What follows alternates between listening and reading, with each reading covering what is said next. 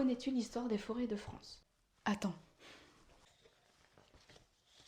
Alors déjà, du néolithique au Moyen-Âge, il y avait très peu de forêts parce que le bois était un pétrole comme nous aujourd'hui, qu'on utilisait beaucoup pour les habitations, pour le chauffage, etc. C'était vraiment l'or en fait de l'époque. Et bien sûr, il y en avait de moins en moins de forêts. Et bien sûr, sous Louis XIV, là, on va voir que c'est urgent de replanter des arbres, qu'il va demander à son ministre Jean-Baptiste Colbert, connu sous le nom de Colbert, qui a mis en place l'ordonnance du Code forestier en 1669. Ça consiste en quoi, là, le code forestier? Ce code-là correspond exactement à protéger la flore, précisément les arbres, au niveau de la déforestation, etc. Et c'était une des premières ordonnances, parce que plus tard, bien sûr, il y a eu d'autres ordonnances pour pouvoir protéger le plus possible les forêts.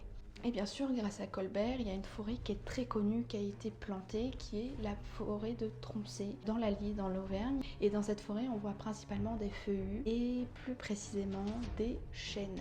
Plus tard, sous Napoléon III, bien sûr, il y a eu la forêt la plus entendue aujourd'hui à l'actualité, la forêt des Landes, qui est principalement des pins.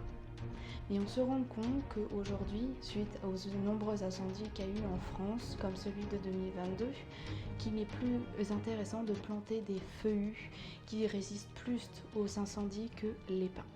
Ah bah tiens, il y en a plein qui vont se retrouver plusieurs fois dans leur tombe. Bien sûr, cette vidéo consiste aussi à soutenir bien sûr les pompiers, les bénévoles et aussi les sinistrés et les évacués de cet incendie énorme. Et c'est important de rappeler un peu cette histoire des forêts qui malheureusement se font détruire par les feux. Si tu veux voir d'autres vidéos sur l'Auvergne, abonne-toi.